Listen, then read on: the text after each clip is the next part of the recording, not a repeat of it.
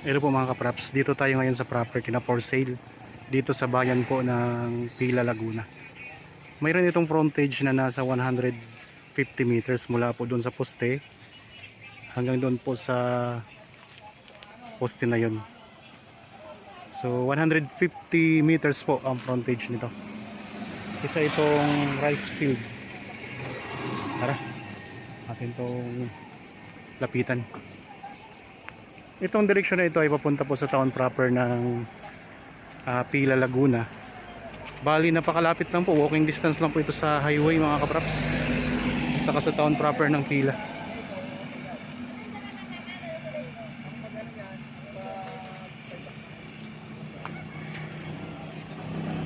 So ito ay pwede ring i-subdivide kasi malapit lang po sa bayan. Babaybayin lang natin ang frontage nito mga kapraps ha.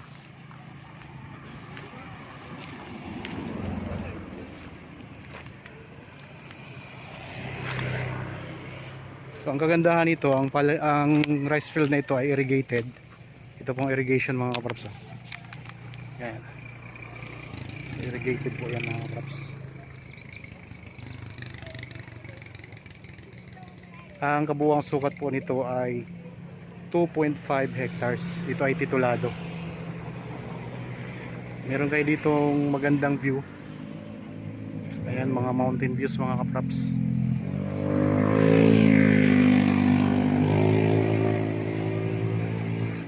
Nandito po ito sa bayan ng Pila, Laguna.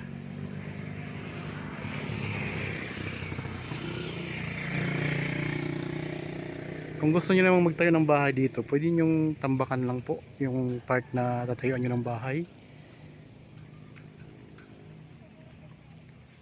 Kasi ang kagandahan nito ay napakalapit lang po sa bayan at dikit na dikit po sa kalsada. Yan lang ang kalsada mga kapraps, Barangay Road. Marami na daan dito. Kung sakaling interested kayo sa property, kontakin nyo lang po kami sa mga contact details na nandyan po sa inyong mga screen. Meron po tayong Viber, meron din po tayong cellphone number, WhatsApp, at meron din tayong Facebook Messenger.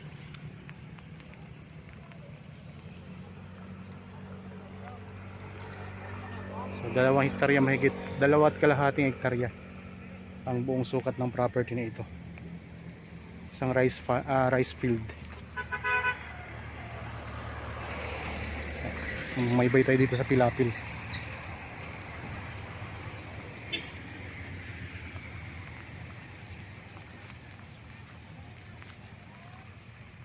So dito po sa YouTube channel mga kapraps, marami tayong mga in-offer na property.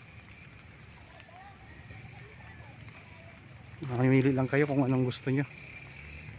Iba't ibang sukat po, iba't ibang uri ng property mga kapraps. So ang boundary po nito, yung pong nakikita nyo, hanggang doon po sa may bahay na yun. Pag ganun mga kapraps. Yan, malawak po ito, 2.5 hectares. So may mga mountain views nga tayo na natanaw na magandang view. Ay doon sa gitna.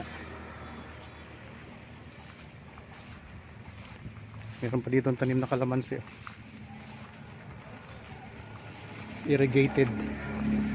Kaya walang problema sa patubig ng rice field na to.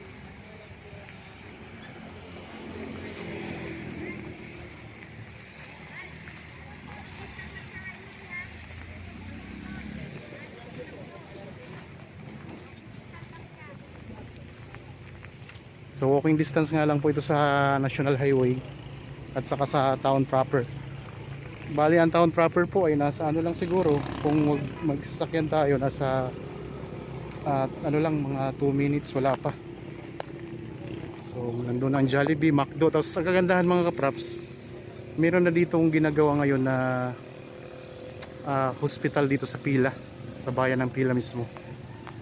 At ang Pila mga kapraps ay malapit lang po sa town proper din ng Santa Cruz, yung kapital ng katabi lang po ito ng Santa Cruz mismo.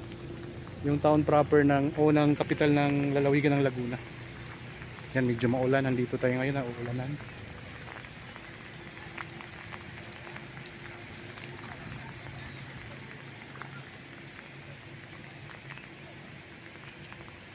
Tapos po mga kaprops, malapit lang sa palengke.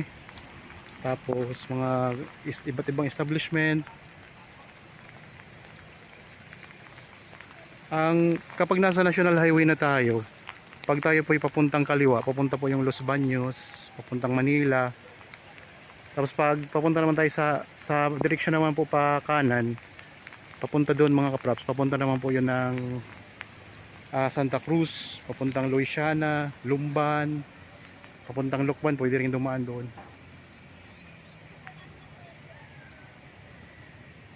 Ang presyo pala po nito ay makikita nyo sa description box, mababasa nyo po pati yung ibang detalye. Kung sakaling may mga tanong pa kayo na wala dyan sa details na nakasulat sa description box, pwede po kayong tumawag sa amin. Ayan lang po ang mga contact details namin. Meron tayong Viber, cellphone number, Facebook Messenger, may WhatsApp mga kaprops.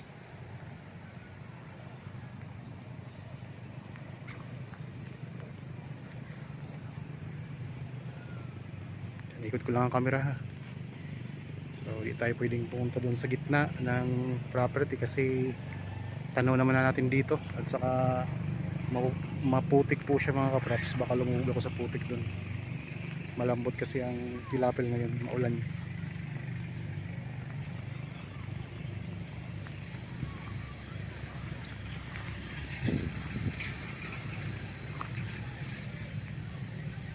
Ulitin ko lang po, ang sukat nito ay 2.5 hectares. For exact po ay 2.54 hectares mga kaprops. Ito ay titled tabing kalsada lang po na rice field dito sa bayan ng Pila, Laguna.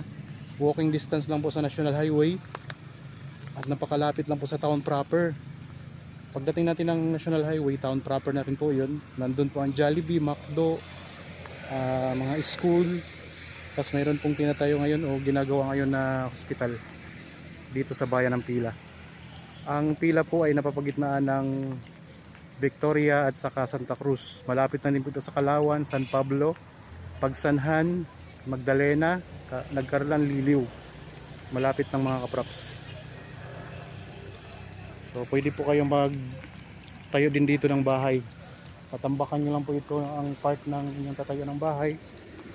So ang portion na tatayo nyo ng bahay, pwede kayong magpatayo dito ng inyong residential property mga kaprops. Kasi ayan po, may mga bahayan na rin po yung nakatabi.